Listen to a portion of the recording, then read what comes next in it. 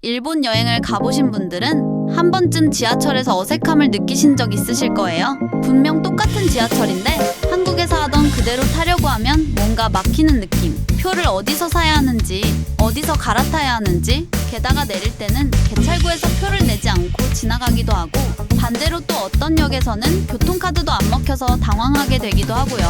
오늘은 그런 경험들을 천천히 떠올리면서 일본 지하철이 한국과 어떻게 다른지, 그리고 그 차이가 생기게 된 이유를 조금 느긋하게 이야기해보려고 해요. 우리가 당연하게 생각하는 한국 지하철은 거의 대부분이 한 회사가 운영하는 대규모 통합 노선망에 가까워요. 그래서 한번 개찰구를 통과하면 환승을 몇 번 하든 요금 계산이 자동으로 이루어지고, 내릴 때는 따로 표를 낼 필요 없이 그냥 개찰구에서 카드만 찍고 지나가면 되죠. 그런데 일본은 조금 달라요.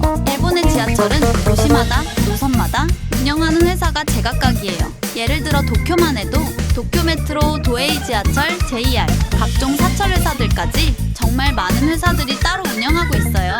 그래서 일본 지하철에서는 환승을 하는 순간 우리는 사실 다른 회사의 교통망으로 이동하고 있는 거예요. 한국에서 환승은 단순히 같은 시스템에서 노선만 바꾸는 것이지만 일본에서는 회사와 시스템 자체가 바뀌는 경우가 많아요. 그래서 옛날에는 지하철 환승할 때마다 정말로 표를 다시 사야 했어요. 개찰구를 한 번 나갔다가 다시 다른 회사 개찰구로 들어가는 방식이었죠.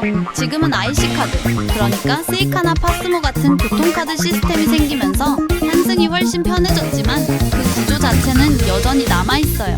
그래서 일본 지하철 노선도에서 환승역인데도 개찰구가 나누어져 있는 경우가 많아요. 같은 역 이름인데도 내가 어느 출구로 나왔는지에 따라 또 들어가는 입구가 완전히 달라져요. 그런 경험 혹시 있으셨나요? 길을 잘못 돌아서 환승을 하려 했는데 갑자기 바깥거리로 나오게 되는 상황도.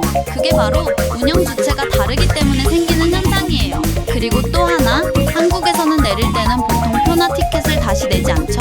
그런데 일본에서 종이표로 지하철을 탔을 때는 개찰구를 지날 때 반드시 표를 기계에 넣어야 해서 그게 처음엔 좀 어색하게 느껴져요. 들어갈 때 한 번, 나올 때 한 번, 표는 들어갈 때 찍힌 금액과 거리 정보를 바탕으로 나올 때 요금 정산을 마치고 기계가 표를 다시 내보내주기도 하고, 또 어떤 경우에는 아예 회수되기도 해요. 이런 시스템은 지하철을 단순한 이동수단이 아니라 구간 단위 요금제로 바라보는 일본 특유의 철도 철학과 연결되어 있어요. 일본은 예전부터 철도를 민간 기업들이 각자 개발하고 운영해온 역사가 길기 때문에 지하철은 국가 기반 사업이라기보다 하나의 서비스에 가까워요. 그래서 이동한 만큼 요금을 정밀하게 계산하는 구조가 오래도록 유지되고 있는 거죠. 그리고 아마 여행 중에 가장 낯선 순간은 바로 이 말일 거예요. 진짜로 선로위에 내려도 되나요? 네, 일본에는 지하철 승강장이 홈도어가 없는 경우가 많고, 심지어 승강장과 선로 사이의 높이 차이가 거의 없어서 지금 나 선로로 내려가는 거 아니야? 싶을 정도로 가깝게 느껴지는 역들도 있어요. 물론 의도적으로 내려가는 건 위험하지만 그만큼 일본의 오래된 역들은 구조 자체가 한국처럼 표준화되어 있지 않다는 이야기예요. 건설 시기와 운영 주체가 다르다 보니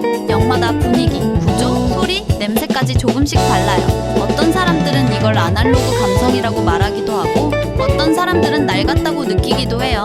하지만 확실한 건 일본 지하철의 시간은 어딘가 천천히 흐른다는 느낌이 들어요. 한국의 지하철이 빠르고 직관적이고 효율적이라면 일본의 지하철은 복잡하지만 구체적이고 정확하지만 조금 여유로운 그런 특유의 분위기가 있어요. 여행 중에 잠깐 길을 헤맸던 순간조차 나중에 돌아보면 그 나라의 공기와 일상이 조금 더 깊게 스며드는 경험이 되더라고요. 일본 지하철의 이런 차이들은 좋고 나쁜 문제는 아닌 것 같아요. 그저 철도에 대한 생각, 교통을 바라보는 방식, 그리고 도시가 사람을 움직이게 하는 방법이 서로 달랐다는 결과가 지금의 모습으로 남아있는 거예요. 오늘은 이렇게 천천히 일본 지하철이 한국과 어떻게 다른지 작은 이야기들을 나눠봤어요. 만약 다음에 일본 여행을 가신다면